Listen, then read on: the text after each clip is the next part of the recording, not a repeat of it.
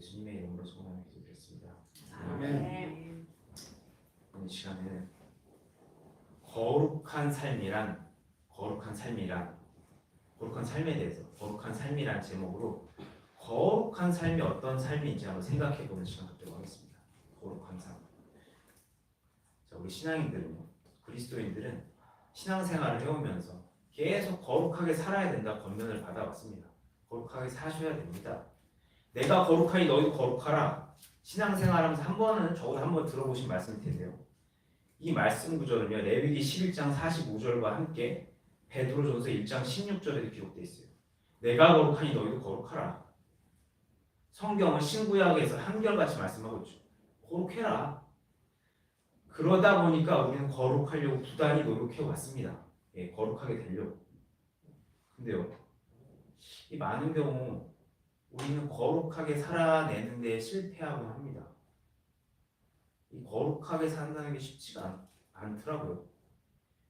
정말 어려운 일이죠.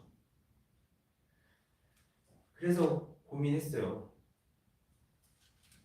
어떻게 하면 거룩하게 살 수 있을까? 어떻게 하면 살 수 있을까? 그러다 고민하다가 하나님께 조명받은 답들이 있어서 그거에 대해서 나눌 건데요. 이 답을 찾기 위해서 우리가 먼저 해야 될 것은 거룩한 삶이 뭔지를 먼저 생각해 봐야 합니다. 거룩한 삶이란 뭘까? 거룩한 삶이 어떤 삶일까?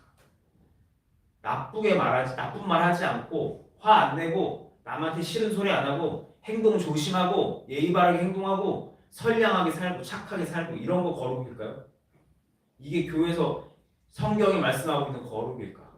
저 사람은 정말 고고학 같아. 이게 거룩일까요?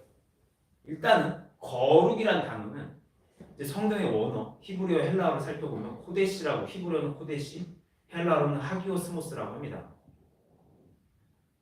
코데시, 하기오스모스. 근데 이 단어들에게는요 공통적인 뜻이 있어요. 어떤 뜻이냐? 구별과 분리라는 뜻이 있어요. 구별과 분리, 분리돼서 구별된다, 분리됐다 이런 뜻을 갖고 있어요. 구별과 분리. 자, 이 성경의 원어적 의미로 그러면 이 거룩한 삶을 접근해 보면 거룩한 삶은 바로 구별된 삶, 분리된 삶이라고 할 수 있겠죠. 구별된 삶, 거룩한 삶. 그러면 우리 이런 의문을 가질 수 있어요. 저는 가졌죠. 어떤 의미냐? 그래, 구별됐다, 분리됐다, 구별된 삶, 분리된 삶이라면 뭐 어디로부터 분리됐는데, 어디로부터 분리돼서 어디에 들어갔는데, 어디로부터 분리돼서 어디에 속했는데, 어디에 구별됐는데 라는 의문을 갖게 됐어요. 그럼 거룩이라는 건 어디서부터 분리돼서 어디로 속했죠? 거룩은 어디서부터 분리돼서 어디로 왔어요? 자, 우리는 흔히 하나님께 드려진 물건을 성물이라고 합니다. 거룩한 물건이라는 뜻이죠. 그래서 천막이 있어. 하나님께 드려졌어. 성막이라고 합니다. 옷이 있어. 하나님께 드려졌어. 성의라고 해요. 날이 있어. 날들이 있어. 하나님의 날이야. 거룩한 날 성일이라고 합니다. 사람들이 모였어. 근데 하나님의 백성들이 모였어. 하나님께 속한 백성들이 모였어. 성회라고 해요. 들어보시니까 거룩이 어디서부터 나와서 어디로 분리되는지 다 아세요? 거룩은요, 세상으로부터 나와서 하나님께 분리되는 걸 의미합니다. 거룩은 세상에부터 떨어져 나와 분리돼서 하나님께 속한 상태가 거룩인 거예요. 그러면 이 의미를 담아서 다시 거룩한 삶이란 어떤 삶인가? 거룩이 세상과 분리돼서 하나님께 속한 삶이니까, 속한 거니까, 그럼 거룩한 삶은 세상에서 떨어져 나와서 하나님 안에 거하는 삶이 거룩한 삶인 거죠. 이 의미대로라면 세상에서 분리되어 하나님께 속한 삶, 그럼 그건 어떤 삶일까요? 자, 이제 거룩은 의미는 알았어. 다 밀어놓고 세상에서 분리돼서 하나님께 속한 거룩한 삶은 어떤 삶일까? 세상과 단절돼서 수도원으로 들어갔어. 그래갖고 세상적인 말은 전혀 하지 않아. 오직 입술로는 성경과 하나님만 찬양해. 그리고 선한 말만 해. 선한 말만 해. 그리고 다른 건 아무것도 하지 않고 적당한 노동만 하면서 성경만 읽고 성경만 연구해. 아무도 안 만나. 오직 하나님의 사람들만 만나 거룩한 삶일까요? 어떻게 생각하세요? 거룩한 삶이에요.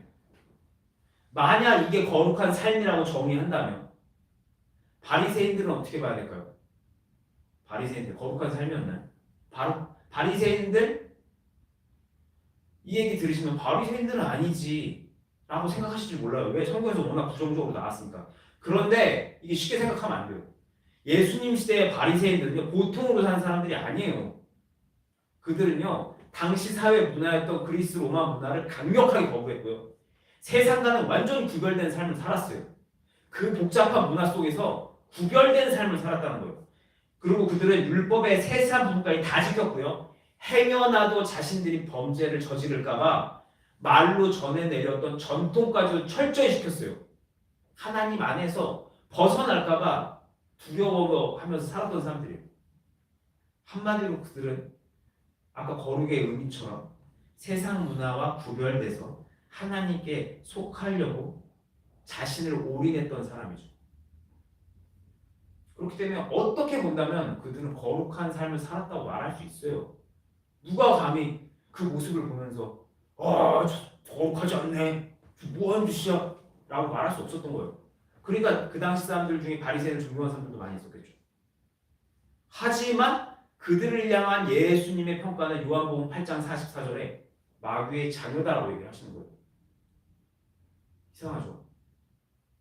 그들 분명히 거룩의 정의대로 살았는데 예수님은 저 마귀의 자녀, 독사 자식들 라고 하신 거죠.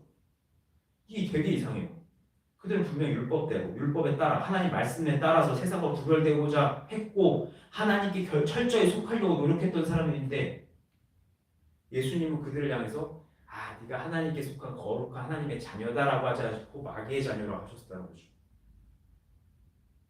그러면 그들이 했던 거룩, 뭐가 문제였기 때문에 예수님께 인정을 못 받고 마귀의 자녀라는 소리를 들었을까요?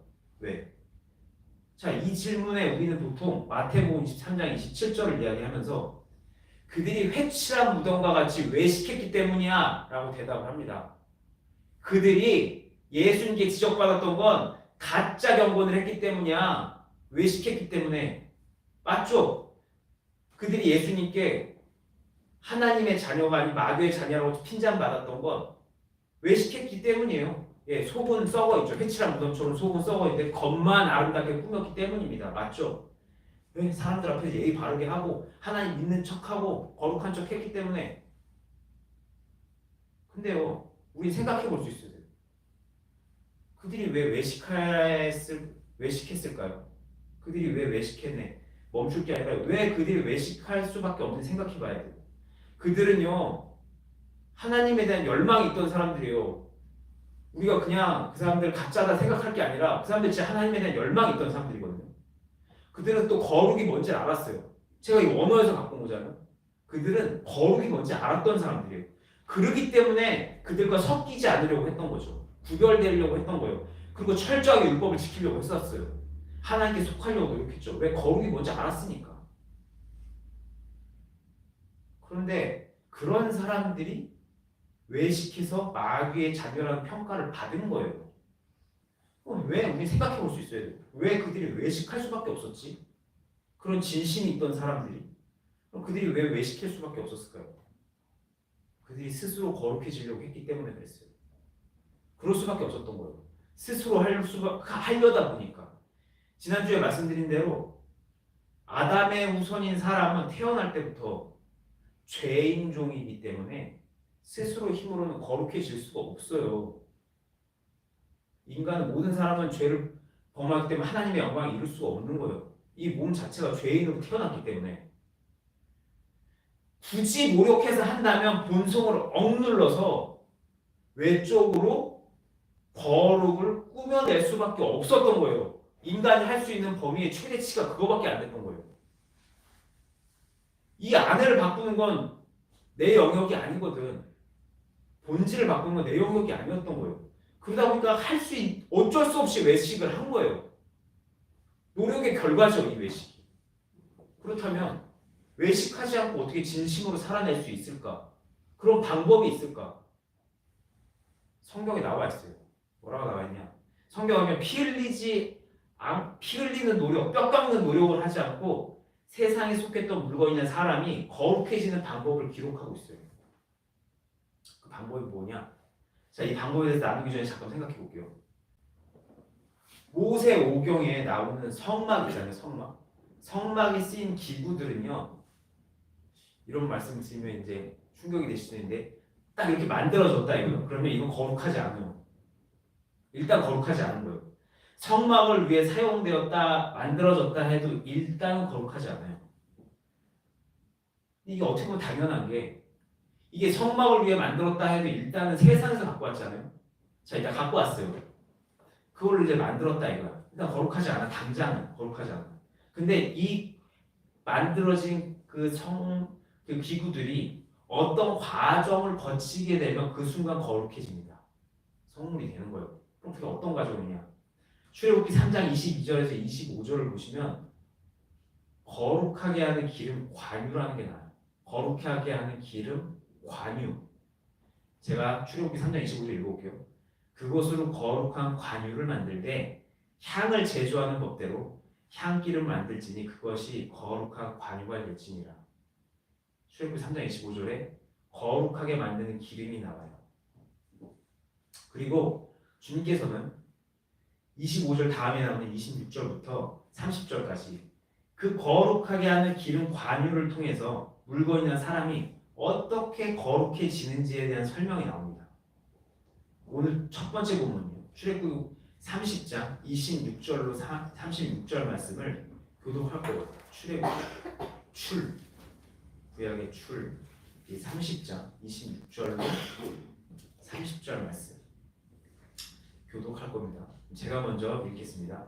너는 그것을 회막과 증거계에 바르고 상과 그 모든 기준으로 번제단과 그 기준으로 분향단과 28절 및 번제단과 그 모든 기구와 물두멍과 그 받침에 발라 그것들을 주님께 거룩한 것으로 분별하라. 그것에 속한 것으로 거룩하리라.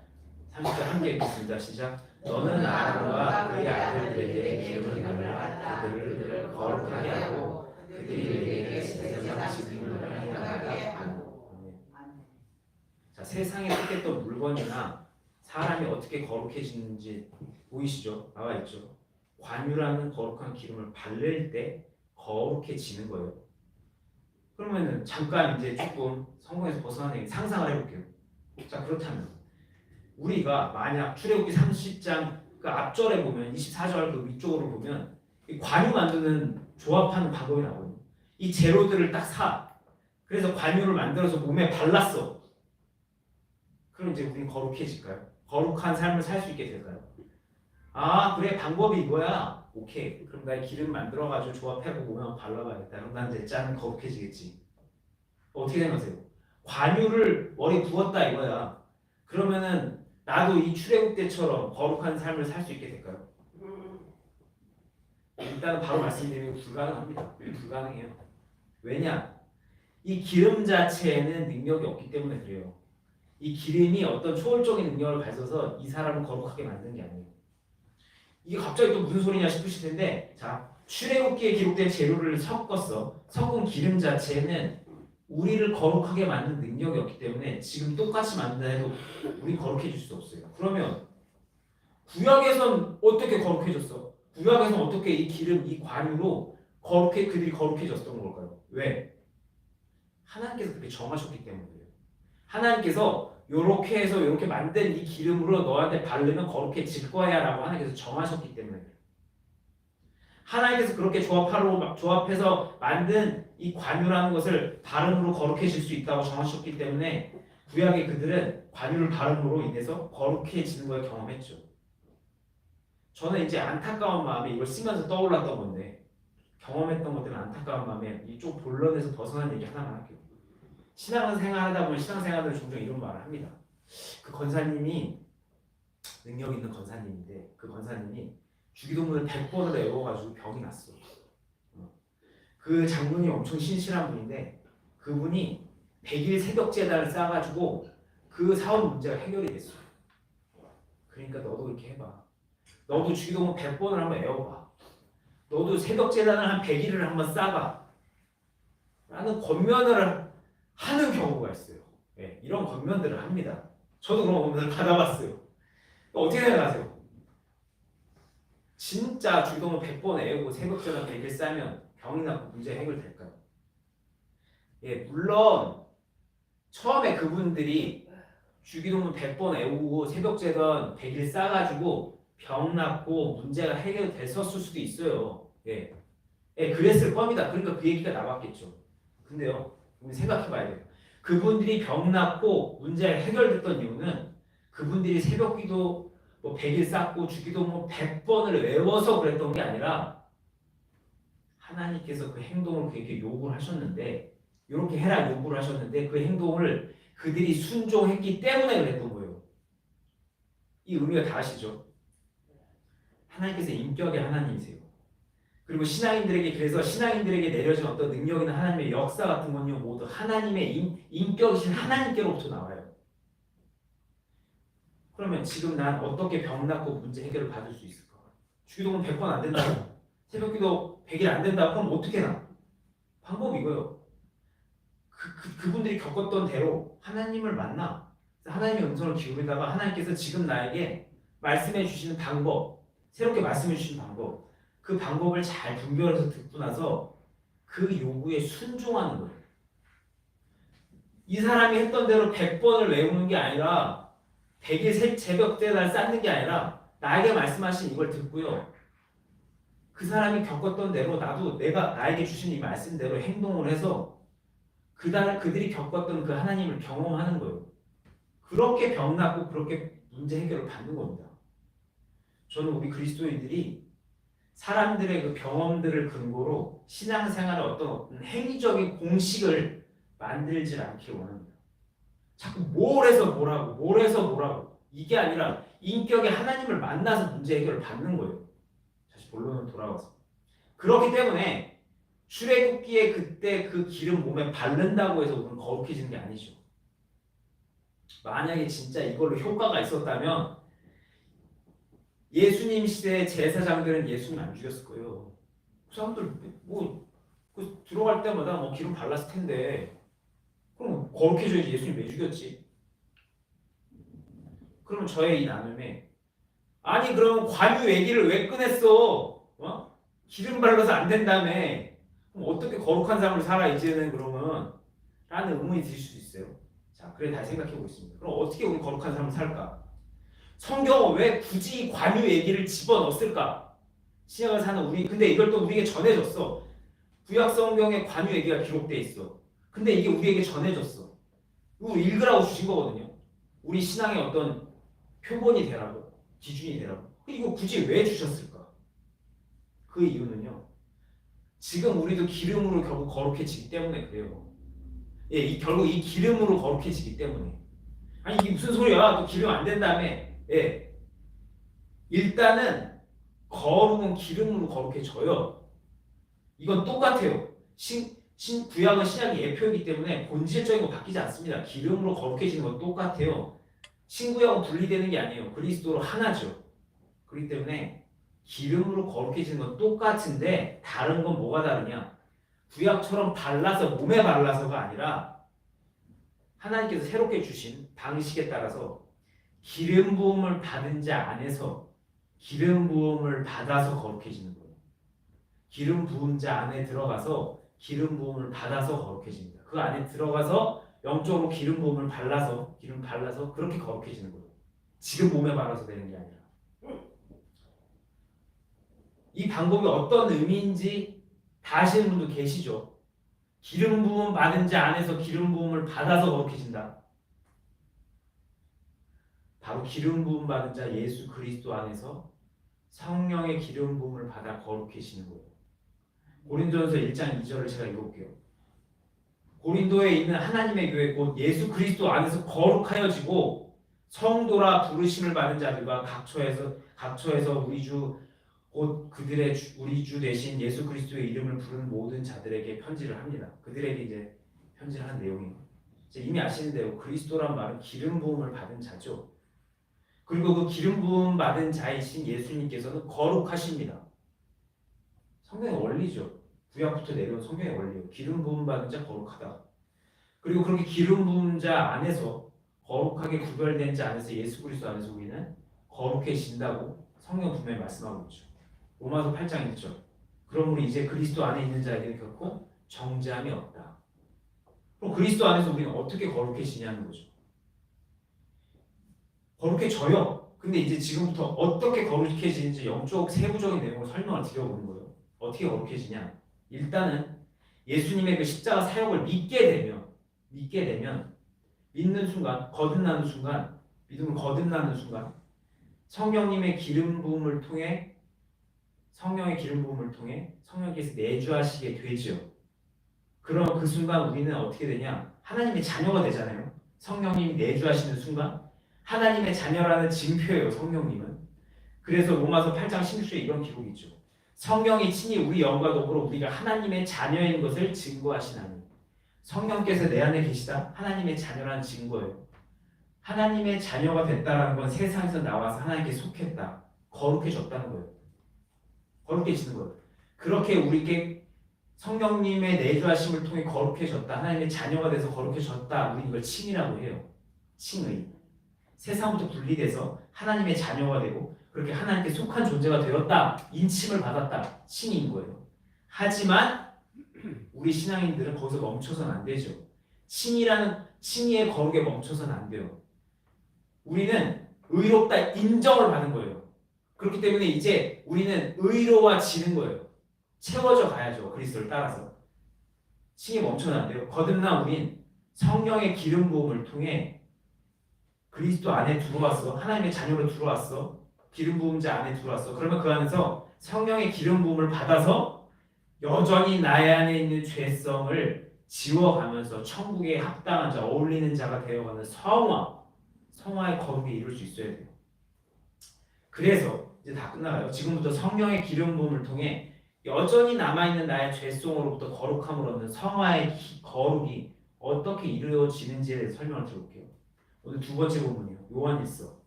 요한일서입니다. 이게 되게 유명한 말씀이라 요한일서예요. 요한일서 저 뒤에 요한일서 2장 20절과 27절을 읽을 거예요. 20절과 27절 띄어서. 자, 요한일서 2장 20절을 먼저 읽고 그다음 27절, 20절 먼저 함께 읽겠습니다. 시작. 너희는 거룩한 자에게서 기름 부음을 받고 모든 것을 아느니라. 그리고 27절 시작. 너희가 주께 받은 바 누구가 너희 안에 거하나니 아무도 너희를 가르칠 것도 없고 오직 그의 기름 부음이 이 모든 것을 너희에게 가르치며 또 참되고 거짓이 없으니 너희를 가르치시는 대로 주하나이다. 오늘 두 번째 이 본문의 뜻대로 본문대로 기름 부음을 받은 예수 그리스도께서 거룩하시죠. 그리고 그 거룩하신 기름 부음 받은 자 예수 그리스도 안에서 예수 그리스도께 성령의 기름 부음을 받아서 성령님께서 내주하시게 된 우리는 내주하시는 성령님의 조명 가운데 배워요. 그래서 알아요. 그리고 그 가르침 가운데 거해요. 명령하시는 대로 그 안에 거해요. 순종하며 산다는 거죠. 표현 달리하면 가르치신 대로 순종하면서 주님의 음성을 따라가다 보면 어느 순간 갈라디아서 5장 16절 내가 이르노니 너희는 성령을 따라 행하라. 그리하면 육체의 욕심을 이루지 아니하리라. 어느 순간 육체의 욕심이 이루지 않게 된다는 거예요. 어느 순간 우리가 상상하고 항상 추구해왔던 거룩한 삶, 육체의 욕심을 이루지 않는 그 상태가 되어지게 된다는 거예요. 우리가 그렇게 원했던 성령을 따르는 삶, 예수님을 따르는 삶, 예수님을 닮아가는 삶, 바로 거룩한 삶, 예수님과 같은 삶이 된다는 거죠. 그래서 지금 방금 요 부분만 축약해서 정리해보면 거룩한 삶은 바리새인들처럼 내가 죄 안 지려고 노력해서 살아내는 게 아니라 내주하시는 성령님의 인도하심에 순종하며 살 때 사라지는 거, 자연스럽게 되어지는 거, 이거 지켜야 되고 이게 아니라 들은 대로 나를 깎고 순종하 포인트가 다른 거예요. 이걸 지키려고 노력하는 게 아니라 조명 받은 거에 대해서 순종하며 가려고 나와 쌓아가는 거죠. 그렇게 살아가다 보면 되어지는 거. 그래서 신약은 율법에서 자유로운 거예요. 다 아시죠? 왜 자유로운지. 거룩해지는 방법이 율법을 눈이 빠지게 보면서 지켜서 거룩해지는 게 아니라 내 안에 율법은 여기 있지만 내 안에 살아계신 율법인 성령님의 음성을 들으면서 순종하면서 그 안에 거하다 보니까 자연스럽게 율법이 지켜지네. 거룩해졌네. 이래서 율법에서 자유로워졌다는 거예요. 여기까지 다 아시죠? 정리를 하면 거룩한 삶은 나쁜 말 하지 않고 화내지 않고 남에게 싫은 소리 안 하고 선량하게 착하게 사는 것이 아니라 물론 뭐 그렇게 돼요. 최종적으로 그렇게 됩니다. 근데 내가 노력해서 그렇게 사는 게 아니라 거룩한 삶의 본질은 성령께 잠겨서 포인트가 관점이 바뀌어야 돼요. 방향이. 성령께 잠겨서 성령님의 인도하심에 따라 살아. 예수님을 따라 살아. 예수님처럼 살아. 그렇게 성령의 인도하심 속에 살 때 성령의 열매를 내면서 사랑이 나타나면서 그렇게 거룩해지는 거예요. 이게 신약에서 거듭난 하나님의 자녀들이 거룩해지는 방법입니다. 그러니까 아직 인격적으로 하나님 만나지 못하신 분들께서는 일단은 먼저 하나님을 정직하게 찾으시고 간절하게 찾아서 만나보시기 바랍니다. 거룩한 삶은요, 바른 신앙의 조건이 아니에요. 거룩해서 하나님께 간다가 아니에요. 거룩한 삶은 결과입니다. 결과. 바르게 신앙생활 했을 때의 결과예요. 이전에도 말씀드렸다시피 진정한 신앙생활은 하나님을 인격적으로 만난 후부터 시작된다고 말씀드렸어요. 그렇기 때문에 이 거룩한 삶은요, 진정한 신앙생활의 결과이기 때문에 거룩하게 살고 싶다면 먼저 하나님을 진짜로 만날 수 있어야 돼요.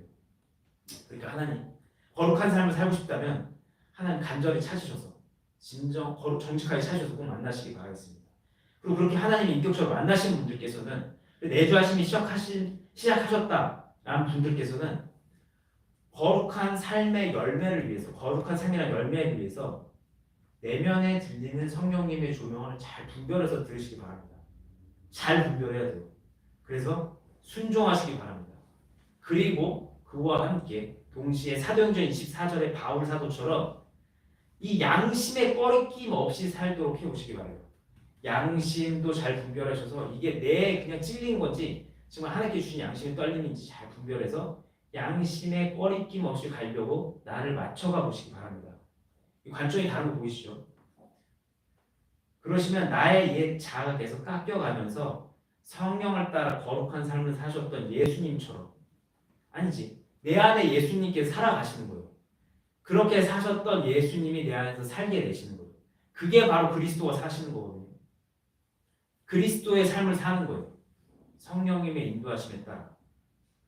근데 이렇게 성령님의 조명을 잘 받고 잘 분별해서 순종하고 가고 양심에 꺼리낌 없이 내 양심을 바르게 분별하고 바른 양심 속에 가려면 조건이 있죠. 기도와 말씀 묵상을 놓치면 안 돼요. 기도와 말씀 묵상이 어떤 유익이 되는지 말씀드렸죠. 하나님을 어떻게 만나게 하고 하나님의 관계를 어떻게 유지시켜 주는지 기도와 말씀 묵상이 다 전해드렸어요. 그동안 사역 중에도. 그러니까 기도와 말씀 묵상은 우리로 하나님을 만나게 하고 내면을 채워주고 하나님과 관계를 든든히 해주고 우리의 신앙을 안전히 시켜주죠. 거룩하게. 그래서 바울 사도가 디모데전서 4장 5절에 이렇게 기록한 거예요. 하나님의 말씀과 기도로 거룩하여지게 된다. 분명히 얘기하고 있어요. 디모데전서 4장 5절에 하나님의 말씀과 기도로 거룩하여져. 이게 이래서 이 말씀이 나온 거예요. 그러니까 거룩한 삶을 살고자 하신다면 이거를 지키려고 하시는 게 아니라 말씀 묵상과 기도에 힘을 쓰시고 성령님의 내주하심을 잘 듣고 분별하고 그러시면서 그걸 순종할 수 있도록 순종에 더 초점을 맞춰서 한번 노력해 보시면 좋을 것 같아요. 네. 오늘 양념을 따로 정리하지 않고 여기서 마치도록 하겠습니다. 도움이 되셨기를 바라면서 기도하겠습니다. 이 시간 중에서 조명 주신 내용을 나눴습니다.